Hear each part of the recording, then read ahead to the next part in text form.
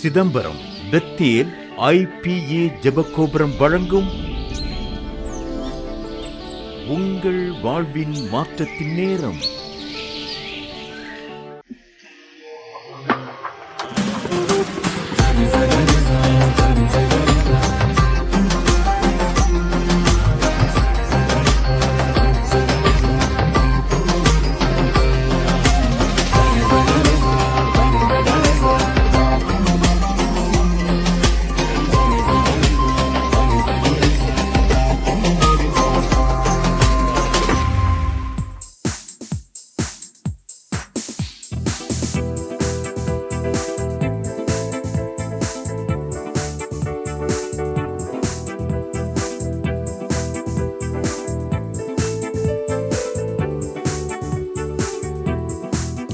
தலை நிமிரச் செய்தார், என்னை உயர்த்தி விட்டார். இனி நான் கலங்குவதில்லையே. வேலனடையச் செய்தார், என்னை மகிழச் செய்தார். இனி என்றும் பயம் எனக்கில்லையே. கிருபையால் என்னை அருளினார், கிருபையால் என்னை உயர்த்தினார். கிருபையால் எல்லாம் அருளினார், கிருபையால் என்னை உயர்த்தினார். நம் கர்த்தர் நல்லவரே, ஓஹோ நம் கர்த்தர் நல்லவரே. நம் கர்த்தர் நல்லவரே, ஓஹோ நம் கர்த்தர் நல்லவரே.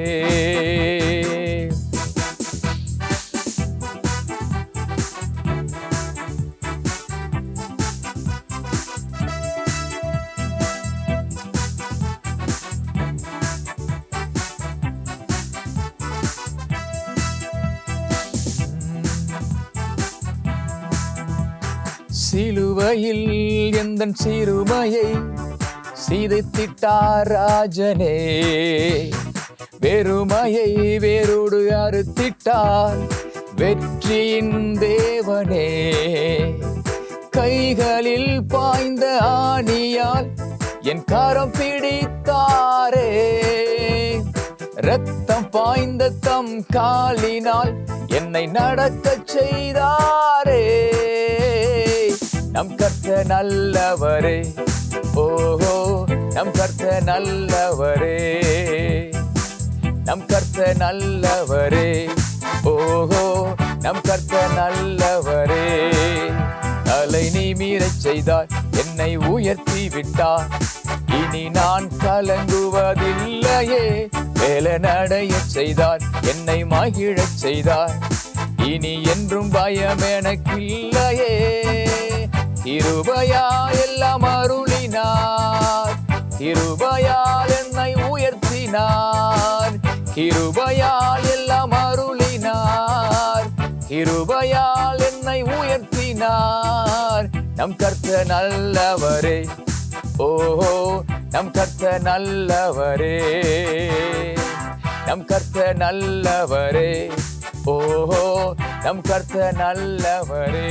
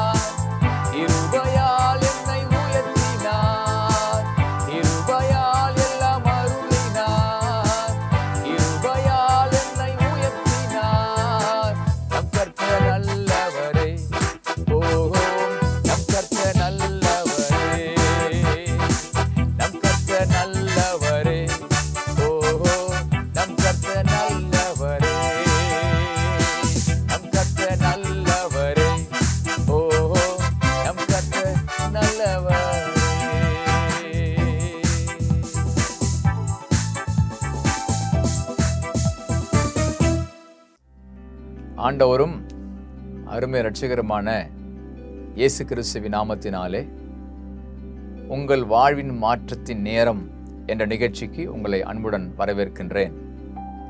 தொடர்ந்து ஒவ்வொரு வாரமும் நிகழ்ச்சி மூலமாக அநேக மக்கள் வாழ்க்கையிலே விடுதலையும் சுகத்தையும் ஆசீர்வாதங்களையும் பெற்றுக்கொண்டது எண்ணி நான் தேவனுக்கு நன்றி சொல்லுகிறேன்.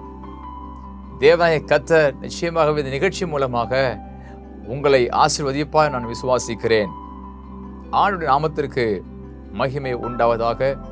பிரியமானவர்களே, வேதம் சொல்லுகிறது, நீதிமொழிகளின் புஸ்தகம் 23ஆம் அதிகாரம் 18ஆம் வசனம் சொல்லுகிறது, நிச்சயமாகவே முடிவு உண்டு, உன் நம்பிக்கை வீண் போகாது.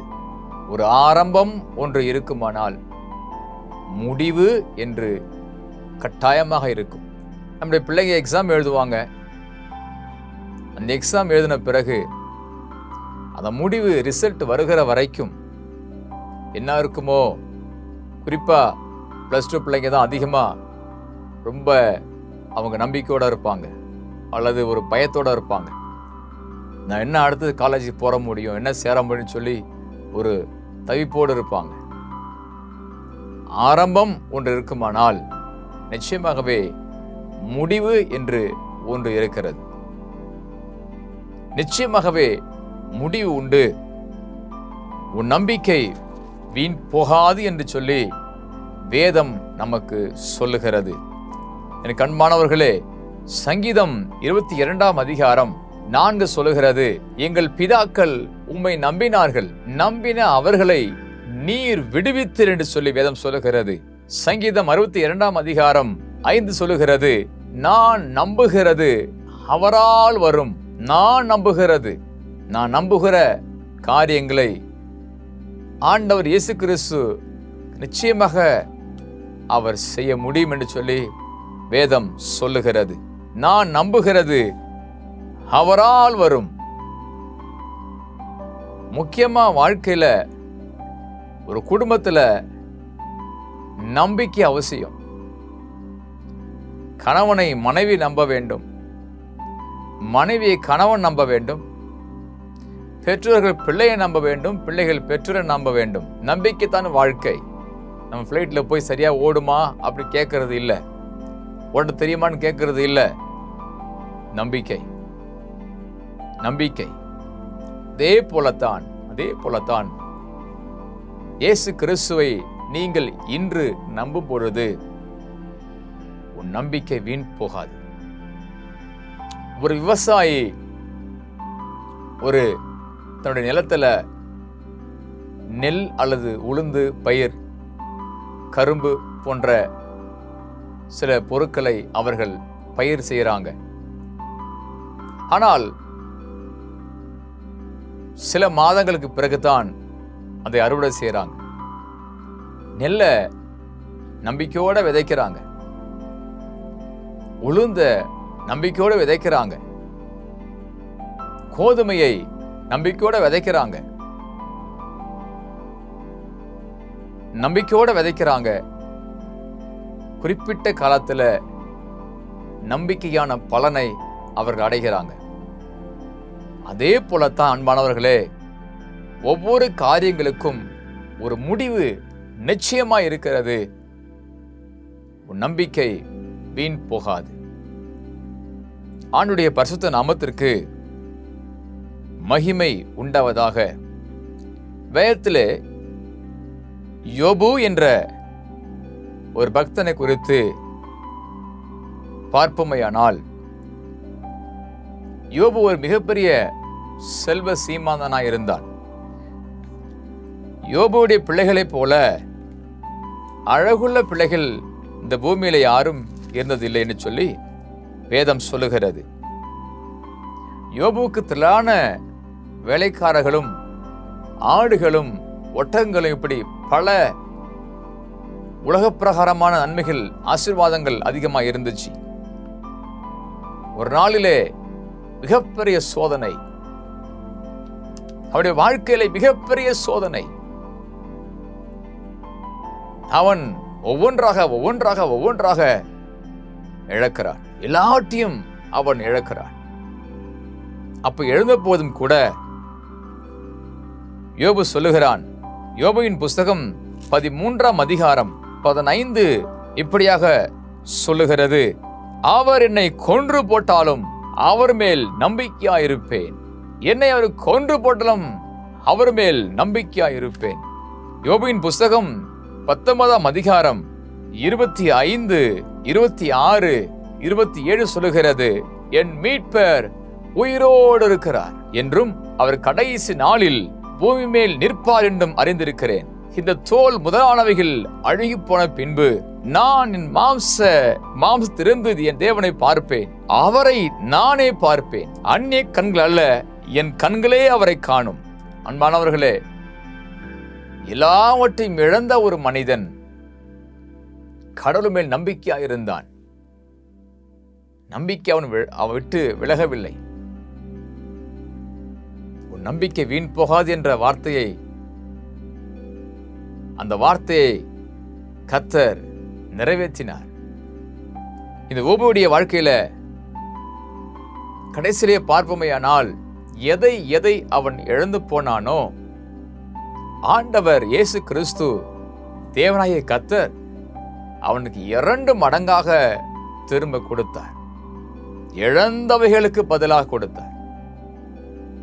அவருடைய உத்தமத்தை பார்த்தார், உண்மைத்துவத்தை பார்த்தார், யோபுடைய நம்பிக்கையை பார்த்தார். நீங்கள் இயேசு கிறிஸ்துவை நம்பும் பொழுது உங்க நம்பிக்கை வீண் போகாது. நிச்சயமாக முடிவு உண்டு. உன் நம்பிக்கை வீண் போகாது.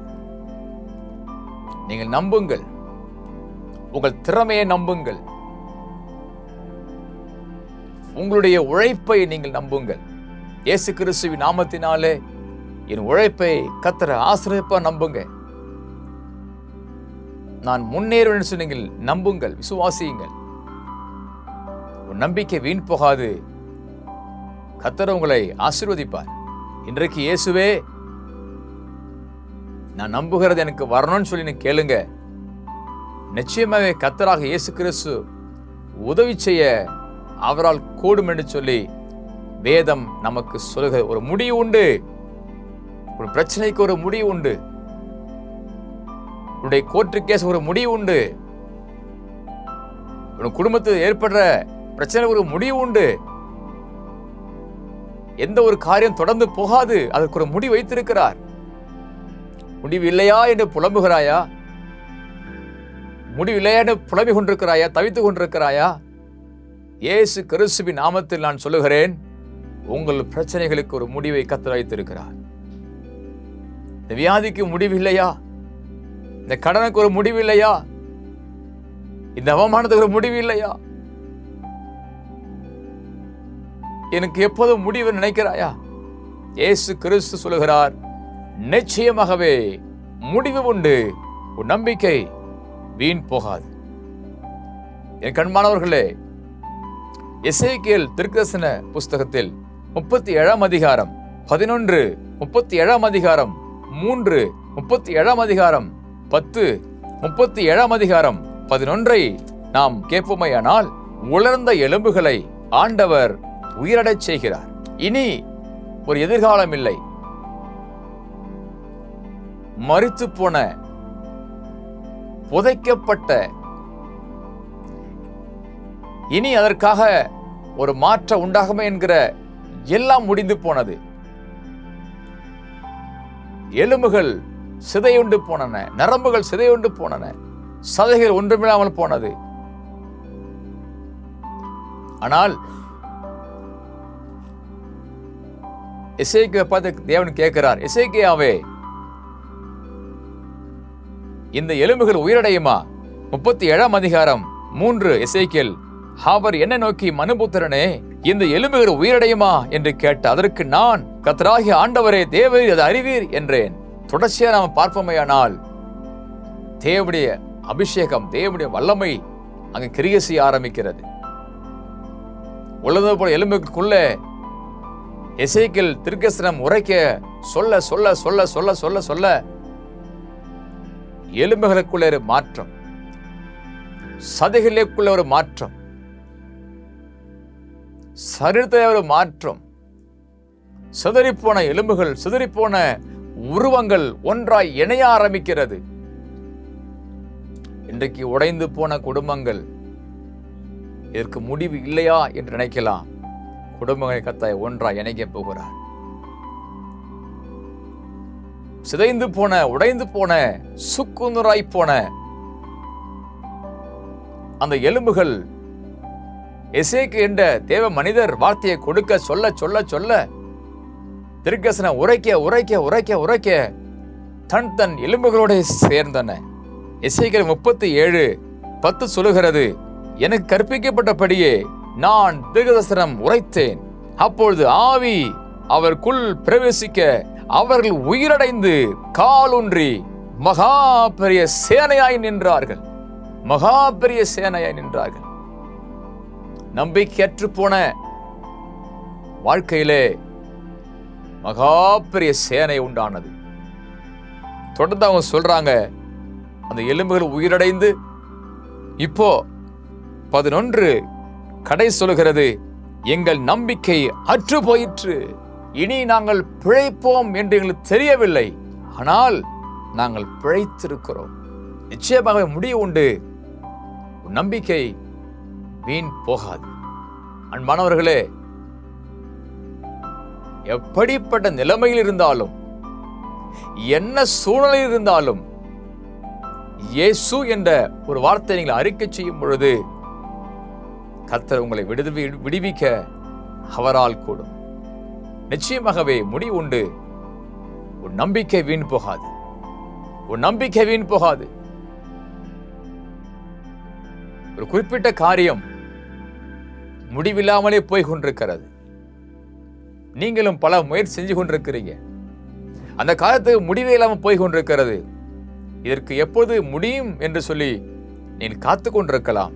விரைவில் நீங்கள் எதிர்பார்க்கிற முடிவை கர்த்தராகிய இயேசு கிறிஸ்து உங்களுக்கு கொடுக்க அவரால் கூடும்.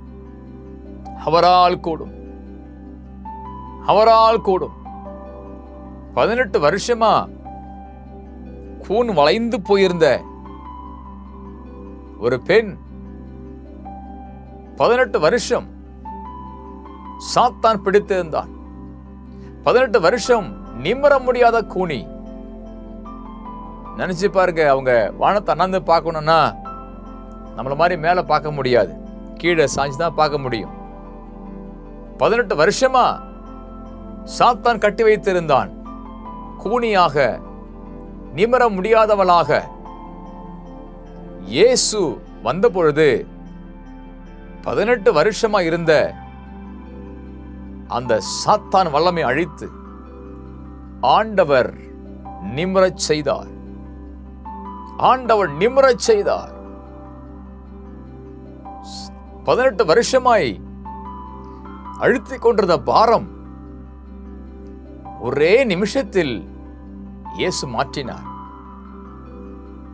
எத்தனை ஆண்டுகள் உங்களை நிமிர முடியாமல் செய்திருக்கலாம். ஆனால் இயேசு கிறிஸ்து இன்று உங்களை நிமிரச் செய்கிறார். உங்கள் தலையை நிமிரச் செய்கிறார். உங்களை உயர்த்த போகிறார். உங்களை ஆசீர்வதிக்க போகிறார். உங்களை விடுவிக்க போகிறார். குமாரன் உங்களை விடுதலையாக்கினால் மெய்யாகவே விடுதலை ஆவிரிடு வேதம் சொல்லுகிறது. இயேசு உங்களை விடுதலையாக்கினால் மெய்யான விடுதலை கர்த்தர் கொடுப்பார். நானே உலகத்தின் ஒளி என்று சொல்லி வேதம் சொல்லுகிறது. உலகத்தில் வந்த எந்த மனுஷனையும் பிரகாசிக்கிற ஒளியாகி இயேசு கிறிஸ்துவாய் இருக்கிறார். உங்களை பிரகாசிக்க பண்ணுவார். உன் இருளை வெளிச்சமாக்குவார். வேதம் சொல்கிறது, தேவரீர் என் இருளை வெளிச்சமாக்குவீர், என் விளக்கை ஏற்றுவீர், என் விளக்கை ஏற்றுவீர். ஒரு குடும்பத்துக்கு விளக்கு, வெளிச்சம் முக்கியம். வெளிச்சம் இருந்தாதான் இருள் போகும். ஒரு வீட்டில் இருள் தான் எப்படி நினைச்சு பாருங்க, அந்த வீடு கரண்ட் லைட் இல்லைன்னா அந்த வீடு எப்படி இருக்கும்? இருளா இருக்கும், எந்த வேலை செய்ய முடியாது. அதே போலதான் இருளான வாழ்க்கையை கிறிஸ்து இயேசு நமக்குள்ளாக வந்து அவர் பிரகாசிக்க பண்ண போகிறார். இருள் மாறும், கவலைகள் மாறும், கண்ணீர்கள் மாறும் என்று சொல்லி வேதம் நமக்கு சொல்லுகிறது. நிச்சயமாகவே முடிவு உண்டு. உன் நம்பிக்கை வீண் போகாது. பிரியமானவர்களே, இதை பார்த்து கொண்டிருக்கிற நீங்கள் உங்க வாழ்க்கையில உள்ளத்துல கண்ணீர், துயரங்கள், பலவிதமான கஷ்டங்கள், தேவைகள், கைவிடப்பட்ட நிலைமை, நிந்தைகள், அவமானங்கள், இதற்கான முடிவுக்காக நீங்கள் காத்துக் கொண்டிருக்கலாம். இந்த நாள் உங்கள் மாற்றத்தின் நாள், இந்த நாள் உங்கள் விடுதலையின் நாள், இந்த நாள் உங்களை மாற்றுகிற, உங்களை ஆசீர்வதிக்கிற, உங்களை உதவி செய்கிற, உங்களுக்கு பாதையை காட்டுகிற ஒரு நாள். நீங்கள் இயேசு என்று கூப்பிட்டால் உள்ளத்தில் அவர் வருவார். கானாவூர் திருமணத்துல ஒரு மிகப்பெரிய அற்புதத்தை ஆண்டவர் செய்தார். அந்த திருமணத்துல திராட்சை ரசம் அங்கே குறைவுபட்டது. அது இல்லைன்னா மிகப்பெரிய அந்த குடும்பத்துக்கு மிகப்பெரிய அவமானம், மிகப்பெரிய வேதனை. இதை சரி செய்வது என்பது சாதாரண விஷயம் அல்ல. போய் வாங்கி கொண்டு வரவும் முடியாது. ஆனால் இயேசுவும் அவர் தாயாரம் அங்கே இருந்தார்கள். இயேசுவை சொன்ன பொழுது இயேசு ஒரு சாதாரணமான புறக்கணிக்கப்பட்ட கற்சாடி, 6 கற்சாடி எடுத்து தண்ணி நிரப்ப சொன்னார். நிரப்பினார்கள்.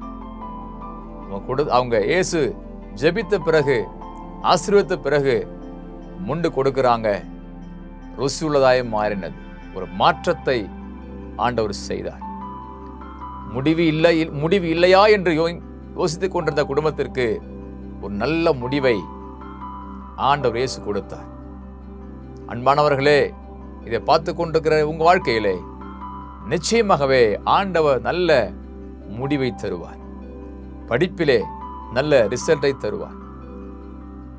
வேலையிலே நல்ல ஒரு ரிசல்ட்டை தருவார். வேலைக்காக நீங்கள் முயற்சி செய்து நீங்க தேர்வில் எழுதி கொண்டிருக்கலாம். அந்த தேர்வுல நிச்சயமாக நல்ல முடிவை உங்களுக்கு தருவார். கோர்ட்டு கேஸில் நல்ல முடிவை உங்களுக்கு தருவார். பிள்ளைங்களுடைய பிரச்சனையில நல்ல முடிவை உங்களுக்கு தருவார். உங்களுடைய இடம் அபகரித்து கொண்டிருக்கலாம் மற்றவங்க, அந்த பிரச்சனையில நல்ல ஒரு முடிவை உங்களுக்கு தருவார். என்னென்ன காரியங்களை நீங்கள் முடிவு இல்லையான்னு தவிக்கிறீர்களோ, இன்று இன்று இன்று இயேசு முடிவை கொடுக்கத்தான் உங்களோடு பேசிக் கொண்டிருக்கிறார். நான் ஜெபிக்க போகிற உங்களுக்காக ஆண்டவர் சமூகத்தை, ஆண்டவரே என்று நீ கூப்பிடுங்கள். கண்களை மூடி, பிதாவே இயேசு கிறிஸ்துவின் நாமத்தில் ஜெபிக்கிறேன். உம்முடைய வல்லமை இப்போது இறங்கட்டும் சுவாமி. உம்முடைய பிரசன்னம் இப்போது இறங்குவதாக ராஜா. இயேசு கிறிஸ்துவின் நாமத்தில் மகிமை இறங்குவதாக. நிச்சயமாக முடிவு உண்டு. உன் நம்பிக்கை வீண் போகாதுன்னு சொன்னீரல்லவா? இயேசுவின் நாமத்தில் கண்ணீர் மாறட்டும், வியாதிகள் மாறட்டும், துக்கங்கள் மாறட்டும், சாபங்கள் மாறட்டும், வியாதிகள் வறுமைகள் மாறட்டும். ஆண்டவரே, உங்க பிள்ளைங்க எதிர்பார்த்து கொண்டிருக்கிற முடிவு நல்ல முடிவா இருக்குமா? நல்ல முடிவா இருக்குமா? நல்ல முடிவா இருக்குமா? ஸ்தோத்திரம். ஆண்டவரே, கல்லூரி பிள்ளைங்க எக்ஸாம் எழுதி நல்ல முடிவா இருக்குமான்னு பார்த்துட்டு இருப்பாங்க. எனக்கு மார்க் கிடைக்குமான்னு எதிர்பார்த்து கொண்டிருப்பாங்க. வியாதி பலவீனத்தினாலே மருத்துவமனைக்கு சென்று அங்கே செக் பண்ணி முடிவை காத்து கொண்டிருப்பாங்க. என்ன இருக்குமான்னு சொல்லி காத்து கொண்டிருப்பாங்க. இயேசுவின் நாமத்தில் நல்ல முடிவை தருவீராக, நல்ல முடிவை தருவீராக. ஆபத்தான முடிவுகள் மாறட்டும் சுவாமி, ஆபத்தான முடிவுகள் மாறட்டும் சுவாமி. என்னோடு இணைந்து ஜெபித்துக் கொண்ட ஒவ்வொரு பிள்ளைகளையும் இயேசு கிறிஸ்துவின் நாமத்தில் நான் ஆசீர்வதிக்கிறேன். ஆசீர்வதிக்கிறேன். ஆசீர்வதிக்கிறேன். சாபத்தில் ஒரு முடிவை கொண்டு வருவீராக. பிசாசால ஒரு முடிவை கொண்டு வருவீராக. வியாதி, வறுமை, தரித்திரம் முடிவை கொண்டு வருவீராக. முன்னேற்றமில்லை, முடிவை கொண்டு வருவீராக. இயேசுவின் நாமத்தில் நான் ஜெபிக்கிறேன் அப்பா. பல நாட்களாய் துயரப்பட்டுகிற பிள்ளைகள் வாழ்க்கையிலே மகிழ்ச்சியை கொடுத்து, ஆறுதலை கொடுத்து, சந்தோஷத்தை கொடுத்து ஆண்டவர் ஆசீர்வதித்து முடிவை தருவீராக. எவனே உம்மை நம்பியிருக்கிறேன், நிச்சயமாகவே முடிவு உண்டு. உன் நம்பிக்கை வீண் போகாது. உன் நம்பிக்கை வீண் போகாது. உன் நம்பிக்கை வீண் போகாது. உன் நம்பிக்கை வீண் போகாது. இயேசு கிறிஸ்துவின் நாமத்தில் ஜெபிக்கிறோம் எங்கள் நல்ல பிதாவே. அன்பானவர்களே, இந்த நிகழ்ச்சி மூலமாக நீங்கள் பெற்ற ஆசீர்வாதங்களை எங்களோடு நீங்கள் பகிர்ந்து கொள்ளுங்கள். நிச்சயமே கர்த்தர் ஆசீர்வதிப்பார். ஆண்டவருடைய நாமத்திற்கு மகிமை உண்டாவதாக. God bless you. அன்பிற்குரியவர்களே, உங்கள் ஜெப உதவிக்கும் மேலும் ஆலோசனைகளுக்கும் நீங்கள் எங்களோடு தொடர்பு கொள்ள பாஸ்டர் AP அருள் ஸ்டாலின், பெத்தேல் IPA ஜெபகோபுரம், சிதம்பரம், கடலூர் மாவட்டம், தமிழ்நாடு, தென்னிந்தியா 608001. செல்போன் 9698709301 மற்றும் 9585229103.